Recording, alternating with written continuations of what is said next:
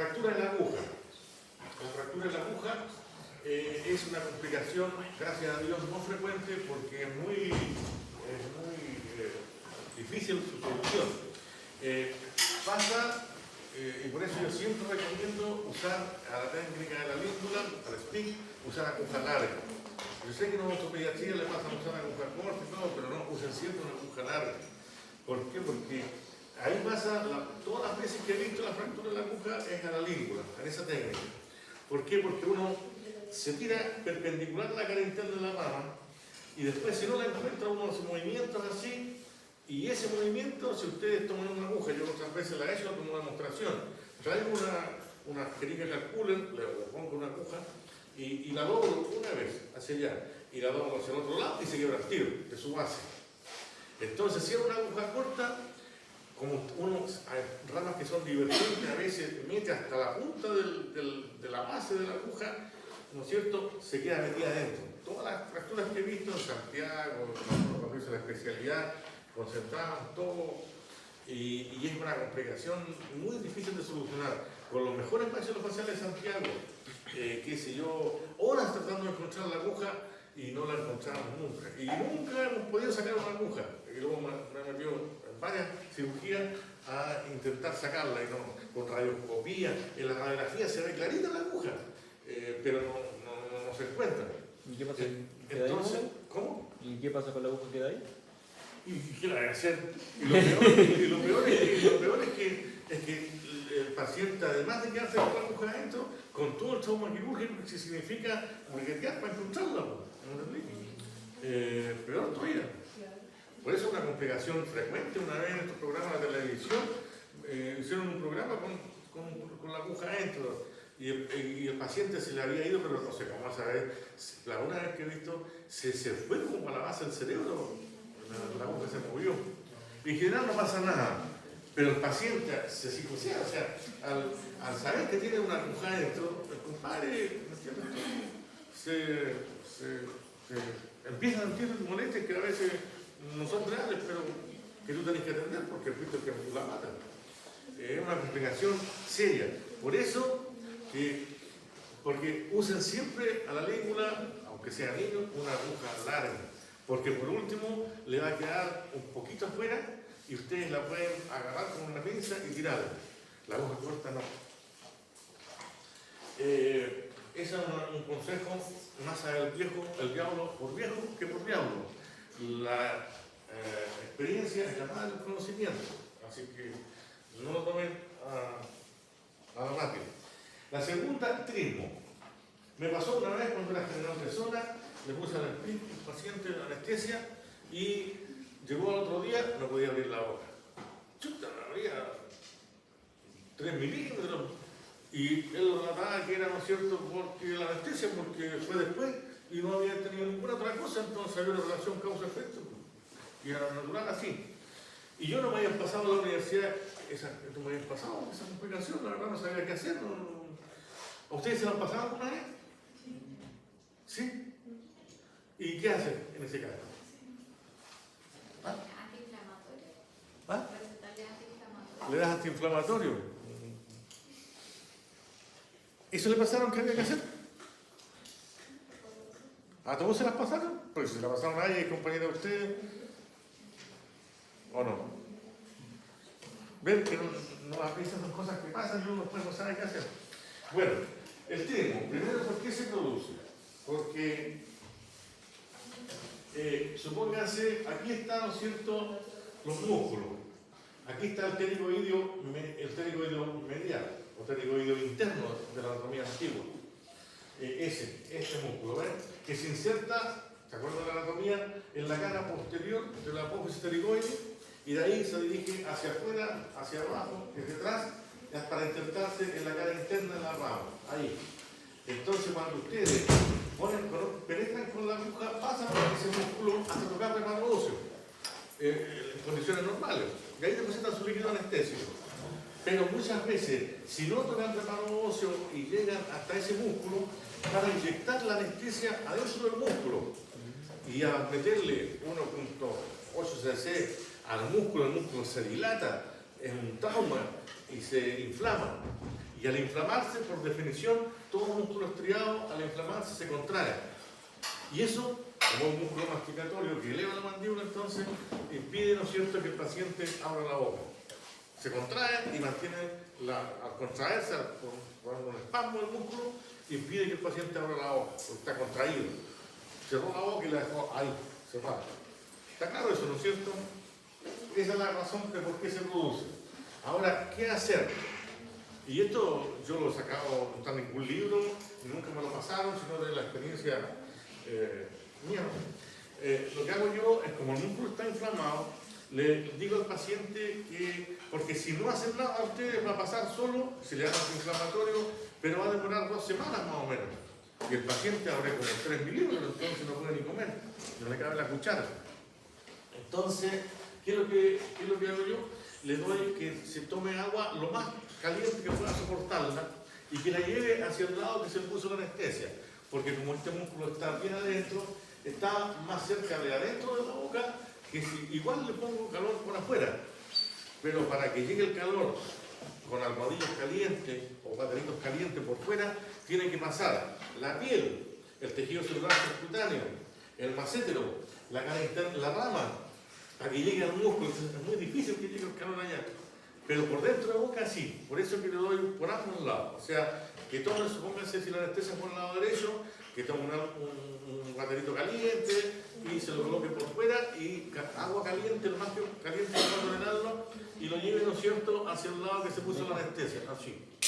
¿Ya? Que lo tenga ahí unos 5, 8 minutos y después que haga ejercicios con palitos de helado. Esos palos de helado que venden en el supermercado, uno lo pone así, uno tras otro, y anota primero cuánto, le mete un palito, 2 palitos, 3 palitos, y ya no puede abrir más. Y anota uno en la ficha del paciente, abre 3 palitos para los controles posteriores. Entonces así ustedes van a tener una cosa objetiva de cuánto va progresando el tratamiento. ¿Estamos? Entonces, por ejemplo, se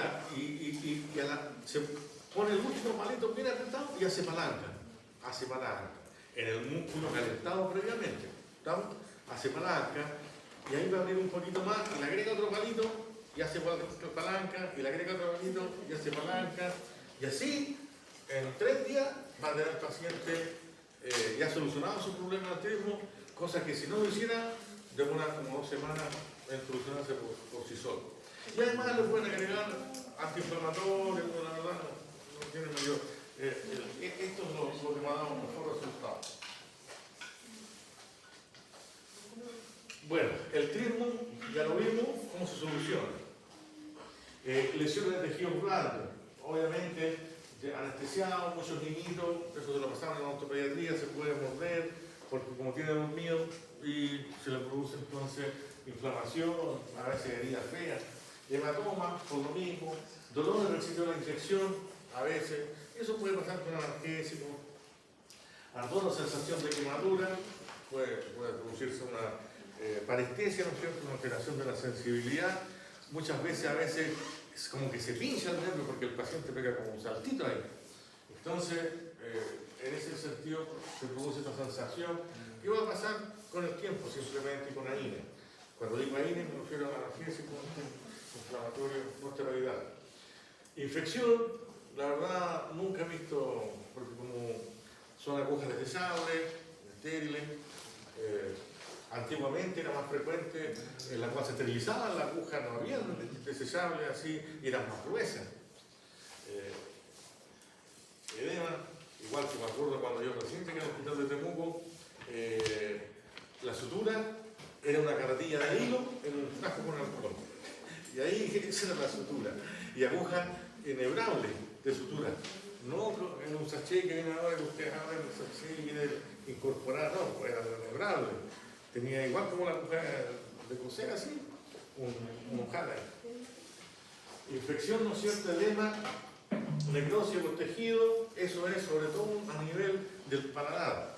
Ahí, cuando hay anestésicos que tienen mucho vasoconstrictor, ya les pasé la clase pasada, ¿no es cierto?, no más allá de 5 a 10 microgramos por ml es suficiente como vasoconstrictor, pero hay algunos que tienen mucho más que eso. Entonces, sobre todo en tejidos como el paladar, Si ustedes le colocan mucho, es la zona donde se produce necrosis por anestesia. Es tanta la vasoconstricción que dejan sin irrigación por mucho rato esa zona y se necrosan los tejidos. No les llega fuerza sanguínea y se mueren simplemente. Les queda una úlcera que después es lento en recuperarse. Así que ahí basta un poquitito, por ejemplo, para hacer una extracción o una maniobra de operatoria. Es muy poquito lo que tienen que poner. Unas gotitas nomás y se van a anestesiar sin problema.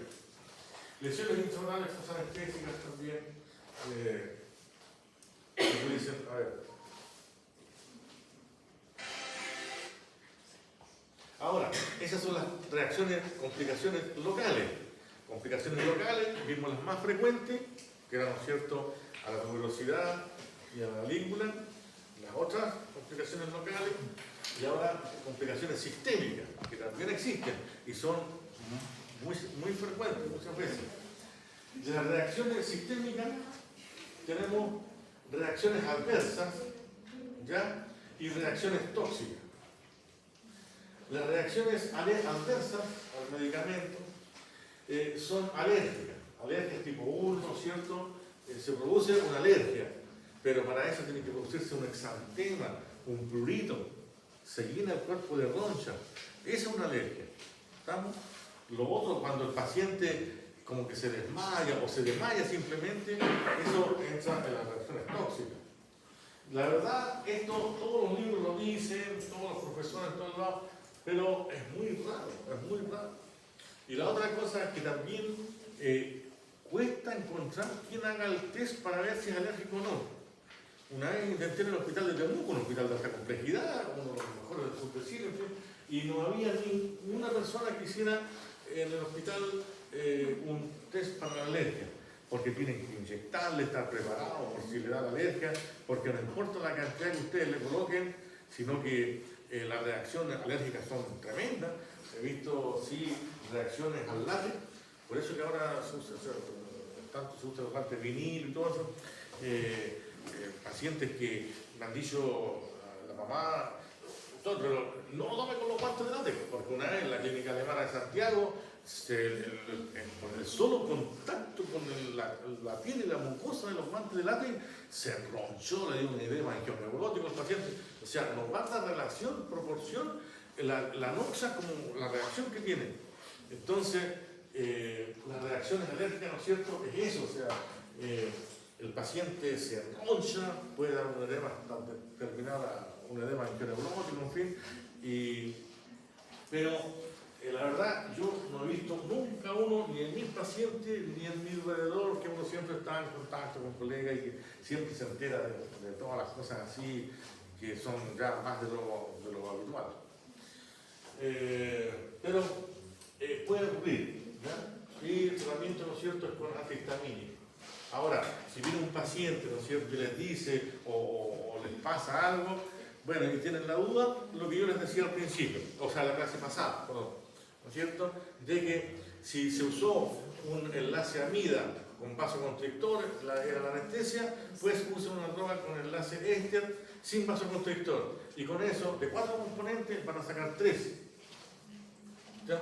Entonces, hay menos posibilidad de producir la alergia. Se los dije, ¿no es cierto? Y eso imagino que quedó claro. Ahora, prevención, en el mismo paciente, cambiar el enlace de la droga anestésica, lo que les digo, cambiar sino con vasoconstrictor. Ya, esas son las reacciones sistémicas, o sea, reacciones generales, no locales.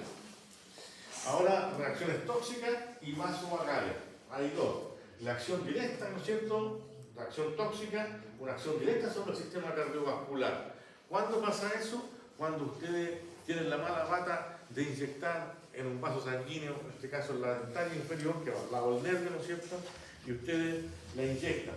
Muchas veces uno cuando saca el tubo de anestesia, por ejemplo, aquí, ¿no es cierto?, ve y saca el tubo de anestesia y queda así un poquito de sangre. Eso significa que muchas veces inyectaron adentro del vaso sanguíneo y que con la presión de la sangre del vaso sanguíneo se metió esa sangre que descoloreó el tubo. ¿Entiendes? ¿Qué hay que hacer para esto? Cuando coloquen la anestesia, ojalá sea así con el tambor a la vista. Hay algunas que no tienen esto, ¿Me entiendes? Ojalá que sea una jeringa Carcooler que tenga eso y que quede hacia su masturboja. Cosa que si ustedes están colocando la língula, ¿no es cierto?, ustedes están viendo eso. Y en los libros de medicina, no odontología, cuando se les enseña a poner inyecciones para que no caigan en un vaso sanguíneo, le dicen que en esas jeringas, la jeringa Luger, aspiren un poquitito por si están dentro de un vaso sanguíneo. Pero aquí no se puede aspirar con la Carcooler, no se puede aspirar, ustedes saben, ya no usaban la Carcooler, no se puede aspirar. Pero si ustedes ya llegan, tocan de mano voz, empiezan a inyectar, dejen de inyectar un poquito y miren el tambor y miren el tubo, ¿ya? Y si le quitan la presión al dedo y están mirando el tubo, si están anchos los vasos sanguíneos, van a ver que entra un chorrito de sangre. Esa es la forma, porque nosotros no podemos aspirar con estas jeringas. Y es la que usamos.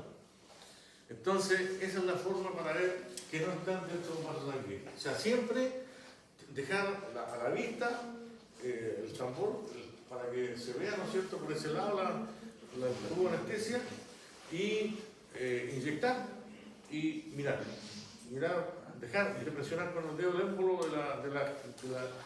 dejar de presionar ahí, ¿no es cierto? Y ahí ustedes van a ver. ¿Y qué pasa si ven ese chorrito? Bueno, inyectar de nuevo y hacer la misma maniobra. Porque no, o si no, van a inyectar adentro del vaso sanguíneo y muchas veces uno inyecta rápido y levanta todo adentro del vaso sanguíneo. Entonces se producen estas reacciones, ¿no es cierto?, estas reacciones tóxicas. La reacción directa sobre el sistema cardiovascular. Pasa directo y el paciente lo siente, lo percibe y se marea. ¿Qué pasa? Lo siente eso. Así es que ese es el consejo para este tipo de, y cómo evitarlo, ¿no es cierto?, las reacciones tóxicas. Y las reacciones vasovagales, ¿no es cierto?, no son por acción directa de la droga, sino una reacción neurológica del paciente. Ahí está, ¿no es cierto?, mareo, náusea o inyección intravascular muy rápida, ¿cierto? Y está, ¿no es cierto?, las vasovagales, está la lipotimia y el síndrome. O sea, esto no se produce por el líquido anestésico ni el vasoconstrictor ni nada, sino que es por la visión del paciente, ¿no es cierto?, de una jeringa, de una aguja, del delantal blanco. Mucha gente que se va a sacar sangre, a donar, es característico que se desmaya. O pacientes que son pacientes jóvenes habitualmente, ante la visión de sangre, de todo este tipo de cosas, se desmaya. Es una reacción vasovagal, ¿cierto?, que el paciente le ocurre eso. Y pueden ser dos, o la lipotimia, en la cual hay una pérdida de conciencia parcial, o un síncope, cuando es una reacción, ¿no es cierto?, o sea, total, completa, pérdida de conciencia total. Esa es la diferencia entre lipotimia y síncope. La causa es la misma, solamente que uno se llama lipotimia y otro síncope. Esta es, pero lejos, la más frecuente que ustedes pueden tener, y se los doy firmado que ustedes van a tener en algún paciente esto, ¿no?, una lipotimia. El paciente, tiene una frecuencia 70%, un poco menos, pero es frecuente. Cuando muchos internos pasaron por mí en el hospital, rodaban todas las veces, ustedes todas las veces rotaban, un día les tocaba a uno estar conmigo. Y les tocaba un día policlínico o un día pabellón. Y en el pabellón, muchas alumnas, sobre todo damas, les pasaba una lipotimia. Porque todavía no estaban acostumbrados a ver sangre, tanta sangre, a veces había cirugías muy sangradoras, como operar la lengua, por ejemplo, sangra mucho. Entonces, les pasaba una lipotimia. Y la asistente, que ya tenía experiencia, montones de años, estaba siempre atenta mirando a la alumna. Y empezaba, cuando se colocaban blancos, ¿no es cierto?, y empezaba a sudar, así, a transpirar, qué sé yo, ya ella estaba adiestrada ya, y le decía, ¿cómo te sientes? ¿Cómo te sientes? No, estoy medio mareada, la tomaba y la llevaba a un asientito al lado de la ventana y ahí la abría la ventana para que le entrara aire fresco, que se recuperara un poco. Y el síncope simplemente se borra la película, ¿no? La lipotín. Es lejos, la más frecuente. Es la misma que a ustedes cuando van a las discotecas, cosas que hacen frecuentemente, ¿no es cierto? Les da la blanca, dicen los rolos, le da la blanca. Y quedan lonas. Me han buscado también, me acuerdo, en un casamiento una vez estaba, y de repente fue, como sabían, eran alumnos de antropología, ahí le dio una, me llegaron, claro, está. Y ahí lo que se hace, ¿no es cierto?, es la posición de Trendelenburg. Ustedes se lo han pasado seguramente, el paciente con la cabeza más bajo, porque la causa de esto es que producto de esta reacción vasovagal, ¿no es cierto?, no le llega aporte sanguíneo al cerebro. Es tan simple como eso. De tal forma que si ustedes lo ponen con la cabeza para abajo, va a aumentar la presión de sangre al cerebro y se le pasa rápidamente. Pero tiene que quedar con la cabeza más abajo, o sea, no horizontal nomás, ni un poco reclinado, no, tiene que quedar con la cabeza para abajo. Hay sillones, equipos dentales que tienen atrás del emburo. Ustedes le apretan un sillón. Otros que uno tiene que apretarle un botoncito, ¿no es cierto?, que baje hasta abajo. Que a veces el que acompaña como que se asusta un poco porque ve que uno no está nada. Y ahí en 2 o 3 minutos ya está recuperado rápidamente. Eso es muy frecuente y lo que habría que hacer para solucionar ese problema. Ahora, en esa clase, ¿no es cierto?, pasada era de anestesia local, ahí se acabó ya lo de anestesia local y también de hipertensión, porque están más o menos ligados con la anestesia local. ¿Qué es lo que es la hipertensión, no es cierto? Es la presión sanguínea, o sea, hipertensión más presión arterial que lo normal. La presión sanguínea sobre 130 milímetros de mercurio, la sistólica, o 80 milímetros la diastólica, una de las dos que esté más que esa norma, o las dos con mayor razón va a hacer hipertensión, sobre 130 con 80. ¿Ya? Acuérdense siempre de decirlo así, no 13,8 ni nada, eso es lo correcto. 130 con 80 o lo que sea, 140, 180 con 120, lo que sea, pero en esa cifra, eso es lo correcto. Y antiguamente, estamos hablando de unos 20 años atrás, era 140 con 90 lo normal. De ahí para arriba se considera hipertensión. Ya. Otro concepto que tienen que saber es que no existe una presión, una cifra que sea una presión normal. No.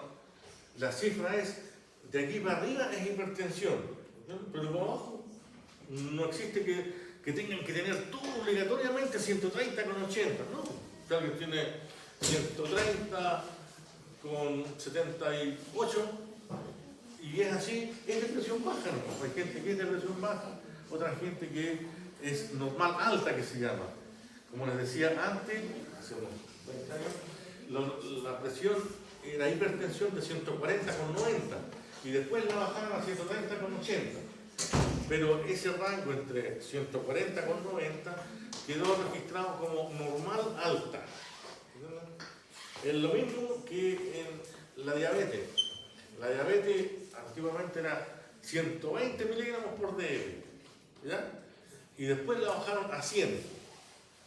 Entonces ese rango entre 100 es como una prediabetes, yo no sé si será para que los médicos tengan más consultas, porque obvio, si bajan la cifra, más hipertensos van a haber. Bueno, entonces, como les digo, esto es la presión desde ahí para arriba, se considera hipertensión. Para abajo, puede que el paciente sea de presión baja. Incidencia es alta, 10-20% del paciente adulto. O sea, ustedes ya son pacientes adultos. Un día un 20% de aquí ya debería ser hipertenso. Ahora, con la edad, cuando ustedes, y por Dios que les pasa rápido los años, vayan 20, 30, 35, 40, hay muchas más posibilidades, sube mucho más la incidencia de la hipertensión.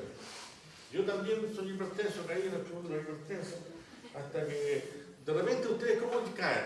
De repente, ¿no es cierto?, no sienten ningún síntoma, es asintomático en la mayoría de los pacientes, por eso se le llama el asesino silencioso. Puede ocasionalmente presentarse con dolor de cabeza, visión borrosa o cambios en el estatus mental. Pero en general, uno de repente, cuando tiene 30, 35 años, y hoy toma la versión, tiene una cara de y sale, qué sé yo, 135, hoy tenía un poco elevada la presión, 140, con 95, no le sé, repiten la cuestión y empiezan a repetírsela, y ya al repetirla varias veces y que tengan hipertensión, ya la cosa pasa de castaño oscuro, van al médico, el médico le pide un holter de presión. ¿Y el holter de presión en qué consiste? Que le ponen un aparatito de presión y se la miden 24 horas. Y la cuestión anda cada 15 minutos, se infla, ustedes saben que se infla el manómetro, se infla y ahí lo registran en unas cositas que le ponen. Y a los 15 minutos después, a veces uno va manejando y la aprieta los brazos, medio fregado, molesto, en la noche uno está durmiendo y ahí está la cuestión. Ya. Y entonces al otro día va, después a dormir y todo, a donde la enfermera cardiovascular, ¿no es cierto? Y la enfermera saca la cuestión y ahí está todo el registro de cada 15 minutos. Y ahí sacan un porcentaje. Si el porcentaje, no sé, el registro de hipertensión, sobre un 70% de las cifras tomadas ya es hipertenso. Hay un margen, ¿no es cierto?, que permite, por ejemplo, si ustedes están en una cuestión estresante, en una cirugía, que tengan un poco o hacen una caminata rápida, suben escala a un 7º piso, obviamente que van a tener un pico de hipertensión, pero eso hay un rango, ¿no es cierto?, que es despreciable. Entonces ahí dicen, ya, usted es hipertenso. Y si es hipertenso, entonces significa que su presión está alta. Y lo mismo que en una manguera de jardín, que ustedes tienen, ¿no es cierto?, la llave para abrir el agua, la presión del agua de adentro de la manguera, ¿por qué varía? ¿Por qué aumenta? Porque aumentan el flujo, ¿no es cierto?, abren más agua, aumenta la presión, o porque aumentan la resistencia de la manguera, ¿no es cierto? Aumenta la resistencia de la manguera. Entonces, con eso ustedes aumentan la presión del agua en el interior de la manguera. Lo mismo en la presión arterial de las arterias. ¿Por qué se puede, ¿no es cierto?, se le produce la hipertensión? Porque puede aumentar el flujo, pero eso nunca aumenta porque nosotros siempre tomamos la misma agua, qué sé yo, ¿no? O lo que nos pasa es aumenta la resistencia periférica de las arterias. ¿Por qué? Con el colesterol. Entonces, usted ya el médico, cuando ya tiene las cifras, ¿no es cierto?, que son hipertensos, le empieza a pedir exámenes de sangre, de colesterol, perfil bioquímico, perfil lipídico. Y ahí entonces, buscando alguna causa secundaria de hipertensión, porque la hipertensión se divide en dos formas. La primaria, que es idiopática, no se sabe por qué, hay mucha gente de personalidad acelerada así, ¿no es cierto? Yo soy los cirujanos, entonces somos así, porque uno se forma, ya, qué sé yo, con anestesia, agarra un bisturí, rompe, saca el problema, uno es acelerado. Y habitualmente a la personalidad con que se adapta a la especialidad o a la profesión. Si ustedes van a un ortodoncista, el ortodoncista es más relajado porque demora años en mover los dientes a donde tiene que hacerlo, o un internista, el internista le pide exámenes, y le pide exámenes, y le pide exámenes. El cirujano no llega nada, cagado, saca el tumor, el tercer renal, lo que sea. Bueno, entonces, como decía, hay dos tipos de hipertensión. La primaria, que es idiopática, no se sabe la causa, y la secundaria, que es secundaria a algo. Por ejemplo, si ustedes tienen un cálculo de los riñones, como los riñones llegan a la arteria, ¿no es cierto?, y ahí se produce la filtración glomerular y todo, si hay ahí un cálculo, va a producirse una hipertensión de toda la edad para atrás, porque está tapando todo y aumenta la presión. ¿Se fijan? Eso es secundario a un tumor, a un feocromocitoma, un tumor, ¿no es cierto?, las glándulas suprarrenales, que produzca más adrenalina. Eso va a ser la causa de la hipertensión. Entonces pueden haber una causa secundaria. Y si no, bueno, le piden, como les digo, el colesterol sobre todo. Y si hay colesterol, significa que las arterias, en vuestras arterias, ¿no es cierto?, va a estar tapada con colesterol. Entonces eso aumenta la resistencia del flujo, lo que le hablaba recién, y por lo tanto aumenta la presión sanguínea en su interior. Y ahí el médico muchas veces le da remedio para eliminar el colesterol, y se pasa. Le dice que tenga una dieta baja en sodio, baja en sal, con muy poca sal, en fin, y que baje de peso. Eso también es importante, el peso. Y ahí vemos, si logra con eso bajar la presión a niveles normales, por eso se mantiene. Pero si no, empieza a darle medicamentos que tiene que tomar de por vida. Se toma su pastillita y por eso, y están controlando, porque cada cierto tiempo ya hay que aumentar la dosis o algo así. Y eso es todo la hipertensión, ¿se fijan?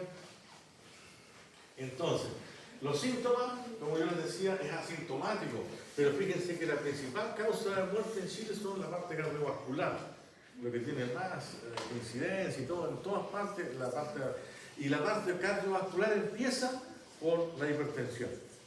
Así que una cosa muy importante. La etiología esencial, ¿no es cierto?, primaria o idiopática, en el 90% de los casos. En el 90% de los casos no se llega a pesar de todos los estudios que sea una causa específica. Y secundaria en el 10% de los casos. Ahora, hay hipertensiones e hipertensiones. No es lo mismo tener, ya decíamos que lo normal es 130 con 80, no es lo mismo tener 140 con 90, que es una normal alta, a tener 180 con 110. No es lo mismo.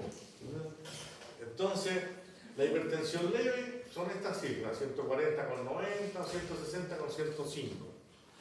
Habitualmente la sistólica, o sea, cuando el corazón se contrae en el sístole, esa es la alta, ¿no es cierto?, permite rangos de fluctuación mayor de la presión.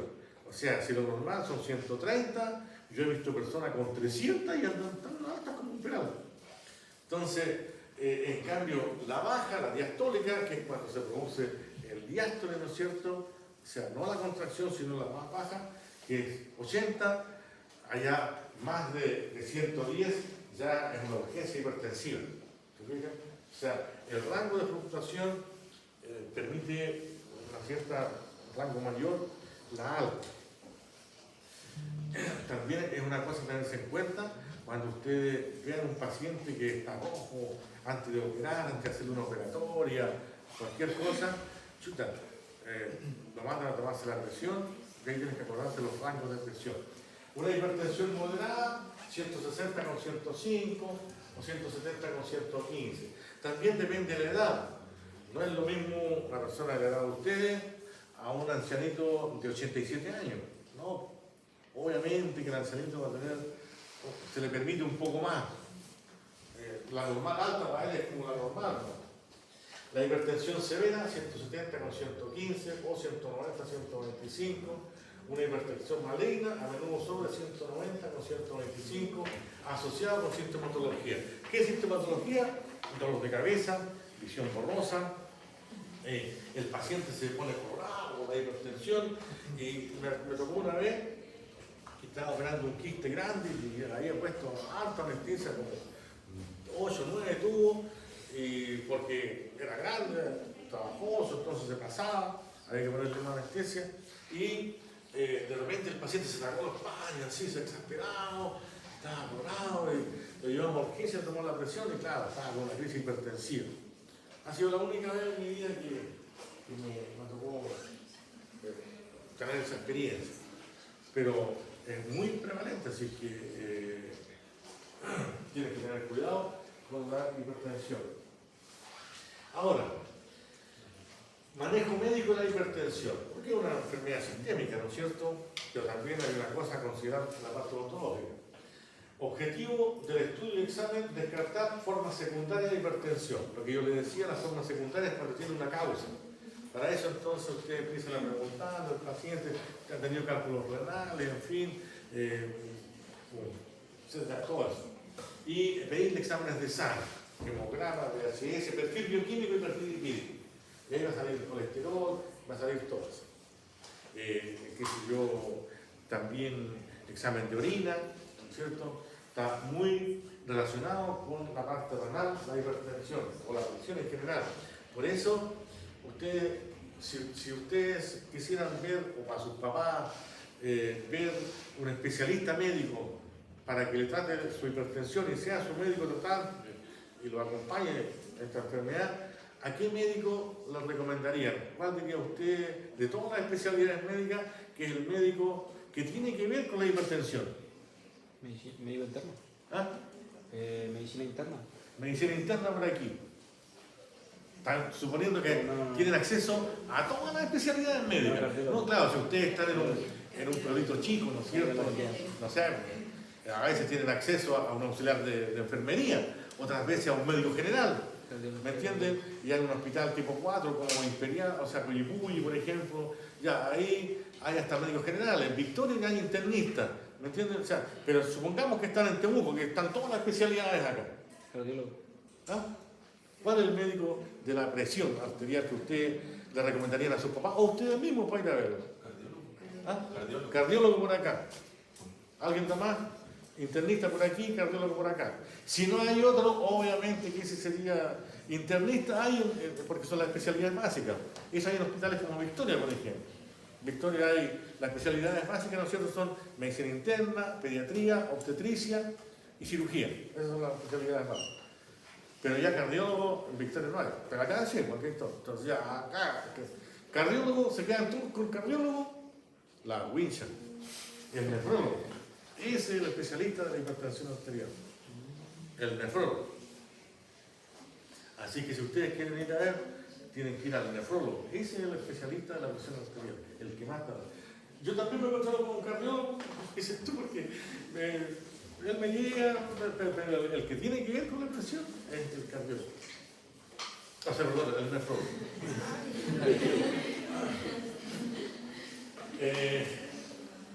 Bueno, la hipertensión secundaria que han seleccionado pueden ser quirúrgicamente abordados y curados. Por ejemplo, un tumor de las cápsulas suprarrenales, que son los que producen la adrenalina, la noradrenalina, ¿no es cierto?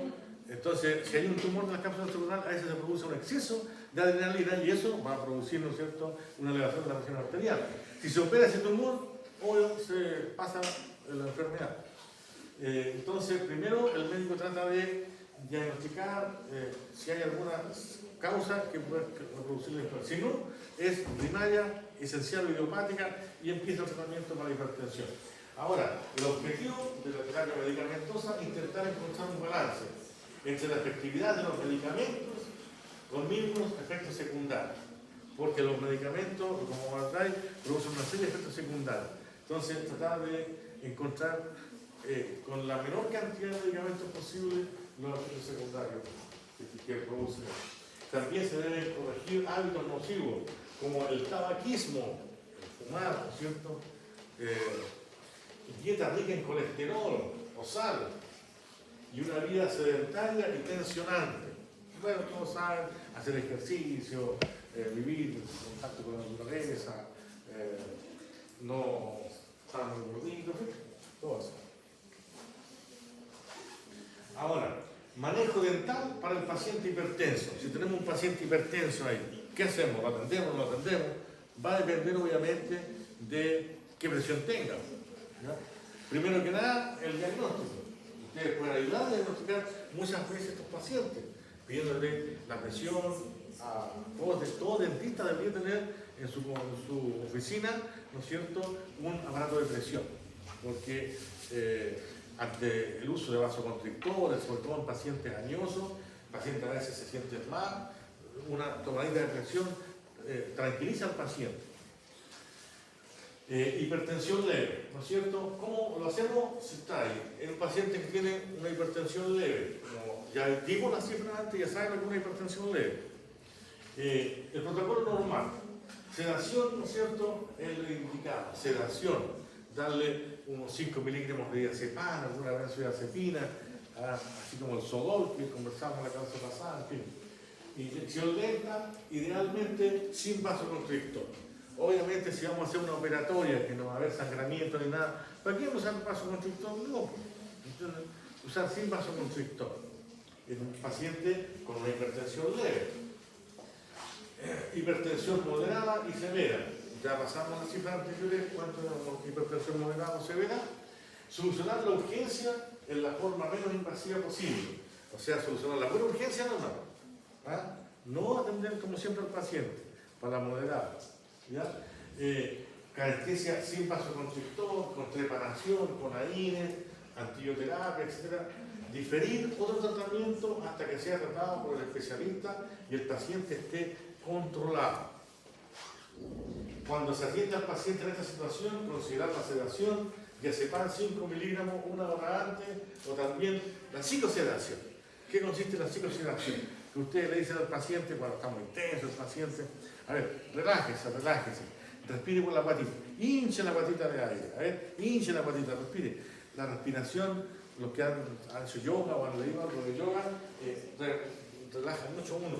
Por ejemplo, cuando ustedes están estresados, su respiración habitualmente es cortita y pulmonar, torácica. Entonces, habitualmente uno puede relajar al paciente con técnicas de respiración, esa es la psicosedación. O sea, relájese, suelte los brazos, suelte las piernas, relájese, hinche la guatita con aire. A ver, respiremos ya juntos, ya vamos, uno, ya. Hinche y el paciente se relaja, ¿me entienden? Estamos, eso es lo que hacen la hipnosis y todas esas cosas, aplicarla un poco, eso es la psicosedación. Increíblemente uno se relaja con eso. Ahora, estos son las drogas, ¿no es cierto? Hay diuréticos y hay beta-bloqueadores. Los diuréticos, ¿no es cierto?, que lo hacen orinar al paciente, en fin. Eso también tiene que ver, pues, si me ha tocado pacientes que uno está en cirugía habitualmente, con una especialidad, y chuta, doctor, tiene que ir al baño, y si uno tiene que sacar, chuta, ya piensa un poquito sacar los paños, jodido cirugía, pues, y vaya porque no puede tener paciente, porque son gente añosa, está tomando diuréticos o beta-bloqueadores, en fin. Reacciones adversas a los medicamentos. Por eso, de que yo les decía, ¿qué busca el médico al tratar la hipertensión? Lo que busca, ¿no es cierto?, es solucionar el problema de la hipertensión con la menor cantidad de daño posible por las reacciones adversas al medicamento o los problemas que pueda tener. Por ejemplo, las tiacidas, la furosemida, que es uno de los que más la dan en el hospital, todo esto, ¿no es cierto?, el captopril, en fin, puede producir líquen plano. En la boca se puede dar el líquen plano, puede ser manchas blanquecinas. Ahora, serostomía también produce sequedad de la boca, disminución de saliva por las glándulas salivales, los diuréticos, el propranolol y la palantidina, eso produce, ¿no es cierto?, serostomía. Y muchas veces en mi clase, sobre todo antigua, le colocaba una foto al final de la clase y le decía algún comentario, no ocupaba más allá de 30 segundos. Y yo llevo más de 30 años haciendo docencia en la U. Me encontraba con colegas así que hace 20 años que salieron de comida, y de repente hay alguien que me dice, doctor, nunca me olvido de su historia del aroma. El cuento corto era que yo le decía de que el aroma es el árbol que primero florece antes de que empiece el invierno, o sea que termine el invierno. Cuando en la primavera, en la estación que todos los árboles florecen, los manzanos en flor, ciruelas en flor, pero antes del invierno, pero el primero que empieza a florecer es el aroma. ¿Ustedes conocen el aroma? Este árbol, ¿no es cierto? Entonces, es el primero que se atreve a decir de que el invierno, a su término, está próximo, todo lo oscuro, lo lúgubre, lo frío del invierno está próximo a terminar, y que se ve la luz al final del túnel, y que vienen días mejores, y que el sol está radiante, y los días despejados, se abre un futuro próspero. Por eso me gustaría, les decía, ser igual como el aroma es el clima, que anuncia mejores tiempos se avecinan, me gustaría ser igual yo para ustedes, que mejores tiempos se avecinan para todos ustedes. Ahí terminará mi clase. Entonces, esa exalumna me dijo, doctor, que siempre que veo un aroma me acuerdo de usted. Pero espérense que vaya a una clase por